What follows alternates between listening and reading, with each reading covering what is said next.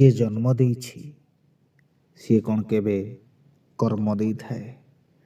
କର୍ମ ତ ନିଜ ହାତରେ ଥାଏ। ହେଲେ ଜନ୍ମ ଦେଇଥିବା ବାପାଟା ସବୁବେଳେ ତା ପୁଅ ପାଇଁ ବଦନାମ ହୋଇଥାଏ। କେତେବେଳେ ଡାକ୍ତର ପୁଅ ରୋଗା ତ କେତେବେଳେ ମାଷ୍ଟର ପୁଅ ଭେଗା ବୋଲି ତାକୁ ଏ ଦୁନିଆ ଆଖ୍ୟା ଦେଇଥାଏ। ହଁ ଆଜ୍ଞା, ମୁଁ ସେଇ ଦୁଇ ଜଣଙ୍କ ଭିତରୁ ଜଣେ, ଯିଏ ମାଷ୍ଟର ପୁଅ ଭେଗା।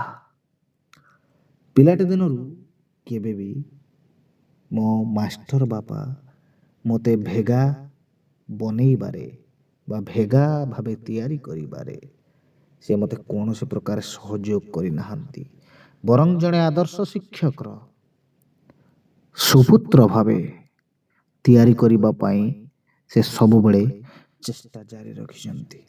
ହେଲେ ଏ ସମାଜ, ଏ ଦୁନିଆ, ଏ ମଣିଷ ଏମିତି ଭାବେ ଜଣେ ମଣିଷ ସହ ଖେଳେ, ଯେଉଁଥିରେ ସେ ମଣିଷ ବାଧ୍ୟ ହୋଇ ଭେଗା ପାଲଟି ଯାଏ। ବହୁତ କଷ୍ଟ କରି ଜୀବନର ବହୁ ଅବିସ୍ମରଣୀୟ ଦିନ, ସ୍କୁଲ ଓ ଛାତ୍ରଛାତ୍ରୀଙ୍କୁ ତ୍ୟାଗ କରିଥିବା ମୋ ମାଷ୍ଟର ବାପା କେବେ ବି ତାଙ୍କ ନିଜ ପିଲାକୁ ଗୋଟେ ଭେଗା ବୋଲି ତିଆରି କରିବା ଗୋଟେ ହାସ୍ୟାସ୍ପଦ କଥା। ତାହା କେବେ ବି ସମ୍ଭବ ନୁହେଁ। ବରଂ ଅସମ୍ଭବ ଭିତରେ ଅନେକ ଗୁଡ଼ିଏ ଗୁନ୍ଥାଗୁନ୍ଥି ହୋଇଥିବା ସମାଜର ଆକ୍ଷେପ କଥା ହୋଇପାରେ। ବହୁତ କିଛି ଦେଇ କିଛି ନେବା ପାଇଁ ଇଚ୍ଛା ରଖୁନଥିବା ମୋ ମାଷ୍ଟର ବାପାଙ୍କ ପାଇଁ ମୁଁ ଯେତେ କହିଲେ ବି ସେ ସବୁ ଶବ୍ଦ କମ୍ ପଡ଼ିଯିବ।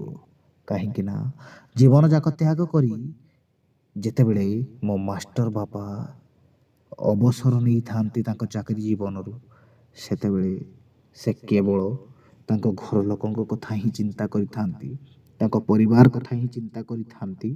ଯେଉଁଠି ଆଜିର ଦୁନିଆରେ, ଆଜିର ବ୍ୟସ୍ତବହୁଳ ସମୟରେ ପରିବାର ପାଇଁ ସମୟ ଦେବା ଗୋଟେ ବହୁତ ବଡ଼ କାଠିକର ପାଠ ହୋଇଥାଏ।